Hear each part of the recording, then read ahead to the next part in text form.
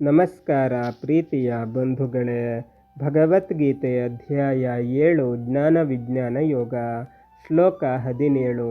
ತೇಷಾಂ ಜ್ಞಾನೇ ನಿತ್ಯಯುಕ್ತ ಏಕಭಕ್ತಿರ್ವಿಶಿಷ್ಯತೆ ಪ್ರಿಯೋ ಹಿ ಜ್ಞಾನಿನೋ ಅತ್ಯರ್ಥಮಹಂ ಸ ಚ ಮಮ ಪ್ರಿಯ. ಅವರಲ್ಲಿ ತಿಳಿದವನು ಮಿಗಿಲಾದವನು, ನನ್ನಲ್ಲೇ ಭಕ್ತಿಯನ್ನಿಟ್ಟು ನನ್ನನ್ನೇ ಸದಾ ನೆನೆಯುವವನು. ತಿಳಿದವನಿಗೆ ನಾನೆಂದರೆ ತುಂಬ ಇಷ್ಟ, ಅವನೆಂದರೆ ನನಗೂ ತುಂಬ ಇಷ್ಟ. ಮೇಲೆ ಹೇಳಿದ 4 ರೀತಿಯ ಭಕ್ತರಲ್ಲಿ ಜ್ಞಾನಿ ಎಲ್ಲರಿಗಿಂತ ಶ್ರೇಷ್ಠ. ಆತ ಜ್ಞಾನಪೂರ್ವಕವಾಗಿ ಯಾವುದೇ ಫಲಾಪೇಕ್ಷೆ ಇಲ್ಲದೆ ಭಗವಂತನನ್ನು ತಿಳಿದು ಸಹಜವಾಗಿ ಪ್ರೀತಿಸುತ್ತಾನೆ. ಹಿಂದಿನ ಅಧ್ಯಾಯಗಳಲ್ಲಿ ನೋಡಿದಂತೆ ನಾವು ಏನನ್ನು ಮಾಡುತ್ತೇವೋ ಅದನ್ನೇ ಪಡೆಯುತ್ತೇವೆ. ಭಗವಂತನನ್ನು ಹೇಗೆ ಕಾಣುತ್ತೇವೋ ಹಾಗೆ ಭಗವಂತ ನಮ್ಮನ್ನು ಕಾಣುತ್ತಾನೆ. ಈ ಕಾರಣದಿಂದ ಜ್ಞಾನಪೂರ್ವಕವಾದ ಫಲಾಪೇಕ್ಷೆ ಇಲ್ಲದ ಏಕಭಕ್ತಿಯುಳ್ಳ ಜ್ಞಾನಿ ಭಗವಂತನಿಗೆ ಬಹಳ ಹತ್ತಿರದಲ್ಲಿರುತ್ತಾನೆ. ಶ್ಲೋಕ 18. ಉದಾರ ಸರ್ವ ಏವೈತೆ ಜ್ಞಾನಿತ್ವಾತ್ಮೈವ ಮೇ ಮತಂ ಆಸ್ಥಿತ ಸಾಹಿ ಯುಕ್ತಾತ್ಮ ಮಾಮೇವಾನುತ್ತಮಾಂ ಗತಿಂ. ಇವರೆಲ್ಲರೂ ದೊಡ್ಡವರೇ, ತಿಳಿದವನಂತೂ ತೀರಾ ನನ್ನವನು ಎಂದು ನನ್ನ ತೀರ್ಮಾನ. ಏಕೆಂದರೆ ಅವನು ಹಿರಿಯ ನೆಲೆಯಾದ ನನ್ನಲ್ಲೇ ಬಗೆನೆಟ್ಟು ನನ್ನಲ್ಲೇ ನೆಲೆಗೊಂಡವನು. ಕೃಷ್ಣ ಹೇಳುತ್ತಾನೆ, ಭಕ್ತಿ ಮಾರ್ಗದಲ್ಲಿ ನಡೆಯುವ ಈ ಎಲ್ಲ ರೀತಿಯ ಸುಕೃತಿಗಳು ಉತ್ತಮರೇ, ಆದರೆ ಜ್ಞಾನಿ ಮಾತ್ರ ನನಗೆ ತುಂಬ ಹತ್ತಿರದವನು ಮತ್ತು ಆತ್ಮೀಯ ಎಂದು. ಏಕೆಂದರೆ ನಮಗೆ ತಿಳಿದಂತೆ ಜ್ಞಾನವಿಲ್ಲದ ಭಕ್ತಿ ಪೂರ್ಣ ಭಕ್ತಿ ಆಗುವುದಿಲ್ಲ. ಜ್ಞಾನಪೂರ್ವಕವಾಗಿ ಭಕ್ತಿ ಮಾಡುವವ ನೇರವಾಗಿ ಭಗವಂತನನ್ನು ಹೋಗಿ ಸೇರುತ್ತಾನೆ. ಆದ್ದರಿಂದ ಅದು ಶ್ರೇಷ್ಠವಾದ ಭಕ್ತಿ. ಜ್ಞಾನಿಗಳು ಆರ್ತರಾಗಿರಬಹುದು, ಜಿಜ್ಞಾಸುಗಳಾಗಿರಬಹುದು ಅಥವಾ ಅರ್ಥಾರ್ಥಿಗಳಾಗಿರಬಹುದು. ಉದಾಹರಣೆಗೆ ಅರ್ಜುನ. ಆದರೆ ಎಲ್ಲ ಆರ್ತರು, ಜಿಜ್ಞಾಸುಗಳು ಮತ್ತು ಅರ್ಥಾರ್ಥಿಗಳು ಜ್ಞಾನಿಗಳಾಗಿರಬೇಕೆಂದೇನಿಲ್ಲ. ಜ್ಞಾನಿಗೆ ಸದೃಶವಾದ ಭಕ್ತಿ ಇನ್ನೊಂದಿಲ್ಲ. ಜ್ಞಾನಿಯ ಮನಸ್ಸು ಸದಾ ಭಗವಂತನಲ್ಲಿ ನೆಟ್ಟಿರುತ್ತದೆ. ಭಕ್ತಿಯ ಮಾರ್ಗದಲ್ಲಿ ಸಾಗುವ ಎಲ್ಲರೂ ದೊಡ್ಡವರಾದರೂ ಕೂಡ ಜ್ಞಾನಿ ಮಾತ್ರ ಭಗವಂತನಿಗೆ ಅತಿ ಆತ್ಮೀಯ. ಮೇಲೆ ಹೇಳಿದಂತೆ ಜ್ಞಾನಿ ಅರ್ಥಾರ್ಥಿಯಾಗಿರಬಹುದು. ಈ ವಿಚಾರ ನಿಮಗೆ ಸ್ವಲ್ಪ ಗೊಂದಲವೆನಿಸಬಹುದು. ಪ್ರಹ್ಲಾದನ ಜೀವನದ ಒಂದು ಘಟನೆಯನ್ನು ನೋಡಿದರೆ ಈ ವಿಚಾರ ನಮಗೆ ಅರ್ಥವಾಗುತ್ತದೆ. ಪ್ರಹ್ಲಾದನ ಕಥೆ ನಮಗೆಲ್ಲರಿಗೂ ತಿಳಿದಿದೆ.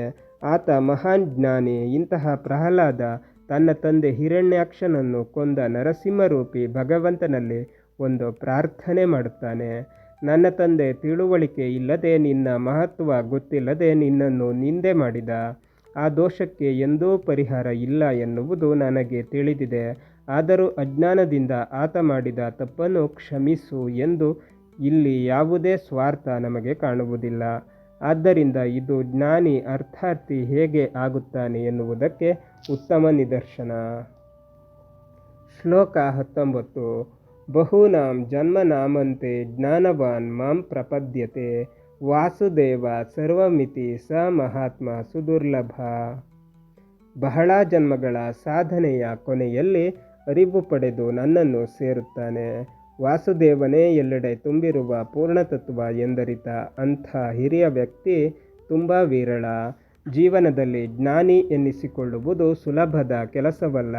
ಕೃಷ್ಣ ಹೇಳುತ್ತಾನೆ, ಬಹೂನಾಂ ಜನ್ಮನಾಮಂತೆ ಜ್ಞಾನವಾನ್ ಮಾಂ ಪ್ರಪದ್ಯತೆ ಎಂದು. ಅಂದರೆ ಅನೇಕ ಜನ್ಮಗಳ ಸಾಧನೆಯಿಂದ, ಜಿಜ್ಞಾಸೆಯಿಂದ, ಅಧ್ಯಯನದಿಂದ ಜ್ಞಾನ ಬರುತ್ತದೆ ಮತ್ತು ಇಂತಹ ಜ್ಞಾನಿ ಸಹಜವಾಗಿ ನನಗೆ ಶರಣಾಗುತ್ತಾನೆ. ಹಿಂದಿನ ಅಧ್ಯಾಯಗಳಲ್ಲಿ ಹೇಳಿದಂತೆ ಜ್ಞಾನ ಸಂಪಾದನೆ ಒಂದು ಜನ್ಮದ ಸಾಧನೆ ಅಲ್ಲ. ಆದರೆ ಒಂದು ಜನ್ಮದಲ್ಲಿ ಮಾಡಿದ ಆಧ್ಯಾತ್ಮ ಸಾಧನೆ ಎಂದೂ ನಷ್ಟವಾಗುವುದಿಲ್ಲ. ಹುಟ್ಟುವಾಗಲೇ ನಾವು ನಮ್ಮ ಹಿಂದಿನ ಜನ್ಮದ ಆಧ್ಯಾತ್ಮ ಸಾಧನೆಯ ಜ್ಞಾನವನ್ನು ಹೊತ್ತು ಹುಟ್ಟುತ್ತೇವೆ. ಇದು ಮಾನವನಿಗೆ ಭಗವಂತನ ಮಹಾಪ್ರಸಾದ. ಜ್ಞಾನ ಎನ್ನುವುದು ನೂರಾರು ಜನ್ಮಗಳ ಸಂಚಯನ. ಇದು ಒಂದು ಜನ್ಮದಲ್ಲಿ ಪಡೆಯಬಹುದಾದ ವಿಷಯವಲ್ಲ. ನಾವು ಎಷ್ಟು ತಿಳಿದಿದ್ದರೂ ಕೂಡ ಅದು ಕಡಿಮೆಯೇ. ಭಗವಂತನೇ ಹೇಳುವಂತೆ ವೇದದ ಪೂರ್ಣ ಅರ್ಥವನ್ನು ಭಗವಂತನಲ್ಲದೆ ಇನ್ಯಾರೂ ತಿಳಿದಿಲ್ಲ. ಹೀಗೆ ಯಾರೂ ಜನ್ಮಗಳ ಸಾಧನೆಯಿಂದ ಜ್ಞಾನಿ ಎನ್ನಿಸುತ್ತಾನೋ ಆತ ಸರ್ವಸ್ವವನ್ನು ವಾಸುದೇವನಲ್ಲಿ ಅರ್ಪಿಸಿ ಮೋಕ್ಷ ಪಡೆಯುತ್ತಾನೆ. ಇಲ್ಲಿ ವಾಸುದೇವ ಎನ್ನುವ ಭಗವಂತನ ನಾಮಕ್ಕೆ ವಿಶೇಷ ಅರ್ಥವಿದೆ. ವಾಸು ಪ್ಲಸ್ ದೇವ, ವಾಸುದೇವ. ಭಗವಂತ ವಾಸು ಅಂದರೆ ತನ್ನನ್ನು ತಾನು ಮುಚ್ಚಿಕೊಂಡವನು. ಯಾವಾಗ ನಾವು ಜ್ಞಾನವನ್ನು ಪಡೆದು 15 ಬೇಲಿಗಳನ್ನು ದಾಟಿ ಸಮಾಧಿ ಸ್ಥಿತಿಯಿಂದ ಆಳಕ್ಕಿಳಿದು 16ನೇ ಜೀವಸ್ವರೂಪವನ್ನು ಕಾಣುತ್ತೇವೋ ಆಗ ಭಗವಂತನ ಸಾಕ್ಷಾತ್ಕಾರವಾಗುತ್ತದೆ. ಈ ಸ್ಥಿತಿಯಲ್ಲಿ ಮುಚ್ಚಿಕೊಂಡ ಭಗವಂತ ದೇವನಾಗಿ ತೆರೆದುಕೊಳ್ಳುತ್ತಾನೆ. ಭಗವಂತನನ್ನು ಕಾಣಬೇಕಾದರೆ ಮೊದಲು ನಾವು ನಮ್ಮನ್ನು ಕಾಣಬೇಕು. ನಮ್ಮ ಅರಿವೇ ನಮಗಿಲ್ಲದೆ ಭಗವಂತನನ್ನು ಕಾಣುವುದು ಅಸಾಧ್ಯ. ನಾವು ನಮ್ಮ ಜೀವ ಸ್ವರೂಪವನ್ನು ಕಂಡಾಗ ಅದರೊಳಗಿನಿಂದ ಸಾಕ್ಷಾತ್ಕಾರವಾಗುವ ಭಗವಂತ ದೇವ. ನಾವು ನಮ್ಮ ಪಂಚಕೋಶಗಳ ಪರದೆಯಲ್ಲಿದ್ದಾಗ ವಾಸುವಾಗಿ ಜ್ಞಾನ ಸಂಪಾದನೆಯಿಂದ ಪರದೆಯಿಂದಾಚೆಗೆ ಬಂದು ಜೀವ ಸ್ವರೂಪವನ್ನು ಕಂಡಾಗ ದೇವನಾಗಿ ದರ್ಶನ ಕೊಡುವ ಭಗವಂತ ವಾಸುದೇವ. ಹೀಗೆ ಅನೇಕ ಜನ್ಮಗಳ ಸಾಧನೆಯಿಂದ ಜ್ಞಾನ ಸಂಪಾದಿಸಿ ಭಗವಂತನನ್ನು ತಿಳಿದು ಭಗವಂತನಲ್ಲಿ ಶರಣಾಗುವ ಜ್ಞಾನಿ ಬಹಳ ಹಿರಿಯ. ಜಗತ್ತಿನಲ್ಲಿ ಇಂಥವರು ಬಹಳ ವಿರಳ ಎನ್ನುತ್ತಾನೆ ಕೃಷ್ಣ. ಇಲ್ಲಿ ನಾವು 4 ಬಗೆಯ ಭಕ್ತರನ್ನು ಮತ್ತು ಅವರಲ್ಲಿ ಜ್ಞಾನಿಯ ಶ್ರೇಷ್ಠತೆಯನ್ನು ನೋಡಿದೆವು. ಈ 4 ಬಗೆಯಲ್ಲೂ ಸೇರದೆ ಪಂಚಮರಾಗಿ ಹೊರಗುಳಿಯುವ ಜನರು ಏಕೆ ಹಾಗಿರುತ್ತಾರೆ ಎನ್ನುವ ವಿಚಾರವನ್ನು ಕೃಷ್ಣ ವಿವರಿಸಿದ.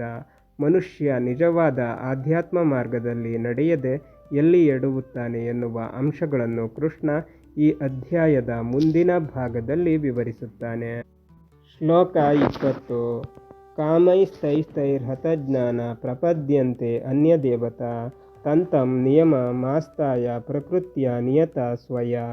ಯಾವುದೋ ಬಯಕೆಗಳಿಂದ ಅರಿವು ಅಳಿದವರು ತಮ್ಮ ಸ್ವಭಾವ ಸಂಸ್ಕಾರಗಳಿಗೆ ತಕ್ಕಂತೆ ಆಯಾ ಕಟ್ಟಳೆಗಳಿಗೆ ಕಟ್ಟುಬಿದ್ದು ಬೇರೆ ಬೇರೆ ದೇವತೆಗಳಿಗೆ ಮೊರೆ ಹೋಗುತ್ತಾರೆ. ಕೃಷ್ಣ ಹಿಂದಿನ ಅಧ್ಯಾಯಗಳಲ್ಲಿ ಹೇಳಿರುವ ವಿಚಾರವನ್ನು ಮತ್ತೆ ಒತ್ತು ಕೊಟ್ಟು ಇಲ್ಲಿ ವಿವರಿಸುತ್ತಾನೆ. ಮನುಷ್ಯ ಆಧ್ಯಾತ್ಮ ಮಾರ್ಗದಿಂದ ದೂರ ಸರಿಯಲು ಮೂಲ ಕಾರಣ ಅವನ ಹುಚ್ಚು ಬಯಕೆಗಳು. ಇದು ನಮ್ಮ ಅರಿವಿಗೆ ದೊಡ್ಡ ಅಡ್ಡಗೋಡೆ. ಬಯಕೆಗಳನ್ನು ನಿಯಂತ್ರಿಸಲು ಸಾಧ್ಯವಾಗದೇ ಇದ್ದಾಗ ಮನುಷ್ಯ ಆಧ್ಯಾತ್ಮದ ಬೆನ್ನು ಹತ್ತುವ ಬದಲು ಬಯಕೆಗಳ ಬೆನ್ನು ಹತ್ತುತ್ತಾನೆ. ಬಯಕೆಗಳ ಈಡೇರಿಕೆಗೋಸ್ಕರ ಮಾಡಬಾರದ್ದನ್ನು ಮಾಡುತ್ತಾ ಹೋಗುತ್ತಾನೆ ಮತ್ತು ಅಧಪಾತವನ್ನು ಹೊಂದುತ್ತಾನೆ. ಬಯಕೆಗಳ ಬೆನ್ನು ಹತ್ತಿದಾಗ ಬಯಕೆ ಅರಿವನ್ನು ನಿಯಂತ್ರಿಸಲಾರಂಭಿಸುತ್ತದೆ. ಈ ಸಮಯದಲ್ಲಿ ಯಾರಾದರೂ ನಿನ್ನ ಇಷ್ಟಾರ್ಥ ಸಿದ್ಧಿಗಾಗಿ ಈ ದೇವಾಲಯಕ್ಕೆ ಹೋಗು ಎಂದರೆ ಆತ ಅಲ್ಲಿಗೆ ಹೋಗುತ್ತಾನೆ. ಹೀಗೆ ಇಷ್ಟಾರ್ಥ ಸಿದ್ಧಿ ಎಲ್ಲಿ ಸಾಧ್ಯ ಎಂದು ಸುದ್ದಿ ಬಂತೋ ಅಲ್ಲಿಗೆ ಭೇಟಿ ಕೊಡಲಾರಂಭಿಸುತ್ತಾನೆ. ಇದರಿಂದಾಗಿ ಆತ ಮೂಲ ಆಧ್ಯಾತ್ಮ ತತ್ವವನ್ನು ಬಿಟ್ಟು ಏಕಭಕ್ತಿಯಿಂದ ದೂರ ಸರಿದು ಎಲ್ಲಿ ತನ್ನ ಅಪೇಕ್ಷೆ ಈಡೇರುತ್ತದೋ ಅಲ್ಲಿ ಆಯಾ ದೇವತೆಗಳನ್ನು ತನ್ನ ಭೌತಿಕ ಬಯಕೆಗಳನ್ನು ಈಡೇರಿಸುವಂತೆ ಬೇಡಿ ಪೂಜಿಸಲಾರಂಭಿಸುತ್ತಾನೆ. ಅದಕ್ಕಾಗಿ ಯಾವುದ್ಯಾವುದೋ ವ್ರತಾಚರಣೆ ಮಾಡಲಾರಂಭಿಸುತ್ತಾನೆ. ಇದರಿಂದಾಗಿ ಆತ ನಿಜವಾದ ಭಗವಂತನ ಉಪಾಸನೆಯ ಮಾರ್ಗದಿಂದ ದೂರ ಸರಿಯುತ್ತಾನೆ. ಏಕಭಕ್ತಿ ಉಪಾಸನೆಯಿಂದ ಈ ರೀತಿಯ ಅಲ್ಪ ಬಯಕೆ ಎಂದೂ ಈಡೇರುವುದಿಲ್ಲ.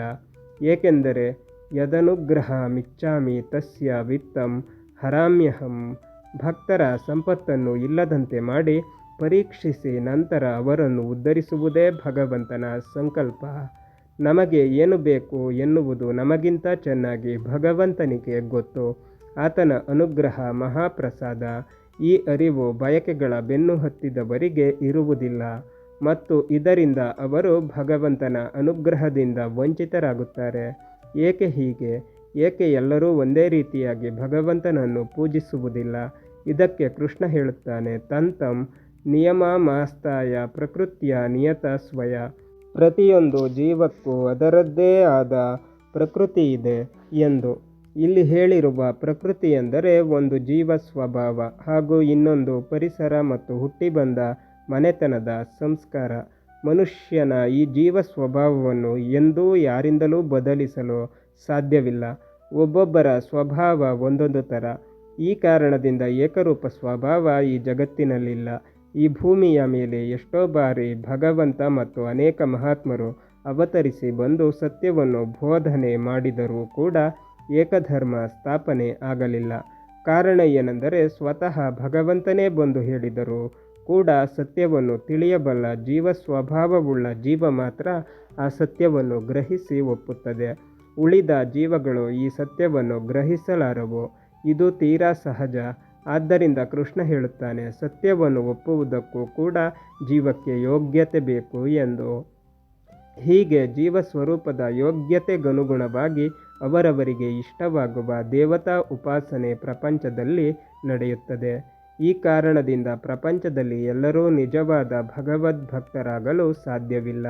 ಅದು ಕೇವಲ ಸಾತ್ವಿಕ ಚೇತನಕ್ಕೆ ಮಾತ್ರ ಸಾಧ್ಯ. ಬಂಧುಗಳೇ, ಭಗವದ್ಗೀತೆ ಮುಂದುವರಿಯುತ್ತದೆ. ಅಲ್ಲಿಯ ತನಕ ನಮ್ಮ ಚಾನಲನ್ನು ನೋಡ್ತಾ ಇರಿ.